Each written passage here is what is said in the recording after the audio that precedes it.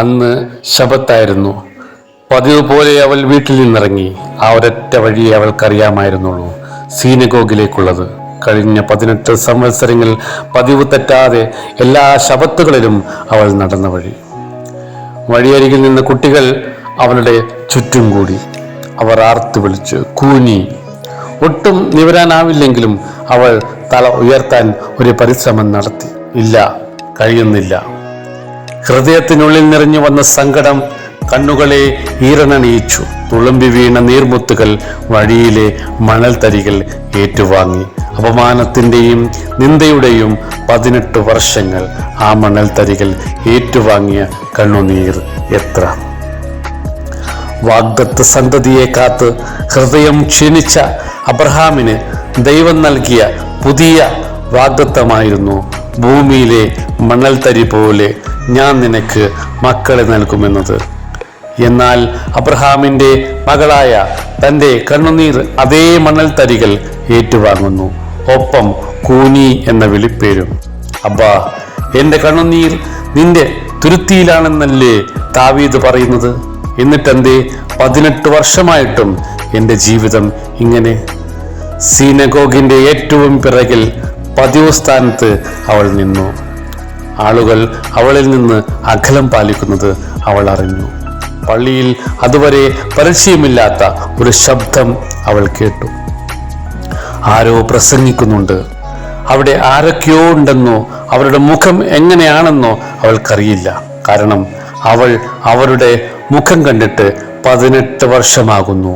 അവളുടെ മുഖവും ആരും കണ്ടിട്ടില്ല. അഥവാ അവളുടെ മുഖം ആർക്കെങ്കിലും കാണണമെങ്കിൽ അവൾ കുനിയതിനേക്കാൾ കുനിയണം. അതിനാരുണ്ട്? പ്രസംഗം കേട്ടപ്പോൾ മുതൽ അവൾ ശ്രദ്ധിച്ചു, എന്തൊരു ആകർഷണീയതാണ് ഈ വാക്കുകൾക്ക്. 7 സാഗരവും ഇരമ്പിയാർക്കുന്ന കാർക്കശ്യവും അതിലേറെ ലാവണ്യവും ആരാണിയാൽ. ഇനി നസ്രത്തുകാരനായ ആ തച്ചൻ്റെ മകനാണോ? അങ്ങനെയാണല്ലോ താനും അവനെക്കുറിച്ച് കേട്ടത്. പെട്ടെന്ന് പ്രസംഗം നിന്നു. ആരോ തൻ്റെ അരികിൽ വന്നു നിന്നതവൾ അറിഞ്ഞു. ഹെർമോന്റെ സ്നിഗ്ധതയുള്ള ഒരു കരസ്പർശം തൻ്റെ തോളിൽ അവൾ തിരിച്ചറിഞ്ഞു. മകളെ, നിന്റെ രോഗബന്ധനം അഴിഞ്ഞിരിക്കുന്നു. ക്ഷണത്തിൽ അവൾ നിവർന്നു. വിറയാർന്ന ശബ്ദത്തിൽ അവളുടെ ചുണ്ടുകൾ ചലിച്ചു.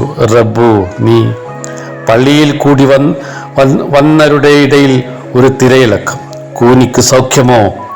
അവളുടെ അകം വീണ്ടും കൂരിക്കൂടിപ്പോയി ആ വാക്കുകൾക്ക് മുമ്പിൽ. കഴിഞ്ഞ 18 വർഷങ്ങൾ കേട്ട വിളിപ്പേര്.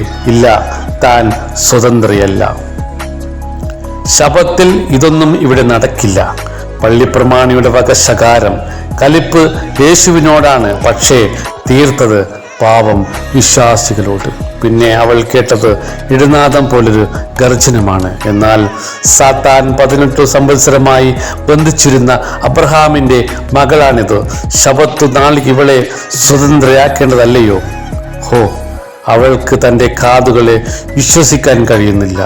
താൻ അബ്രഹാമിൻ്റെ മകളാണെന്ന്, താൻ ഇനി കൂനിയല്ലെന്ന്. അന്നവൾ മടങ്ങിയത് അകവും പുറവും നിവർന്ന് തല ഉയർത്തിപ്പിടിച്ചാണ്. 18 വർഷം അവളുടെ കണ്ണുനീർ കൊണ്ട് നനഞ്ഞ മണൽത്തരികൾ അവളുടെ കാൽക്കീഴിൽ എരിഞ്ഞമർന്നു. അവൾ തിരികെ വരുമ്പോൾ കൂവാനായി കൂടി നിന്ന കാലിപ്പിള്ളേർ അവിടെ തന്നെ കാത്തിരിക്കുന്നുണ്ടായിരുന്നു. ഒരു നാവും ചലിച്ചില്ല.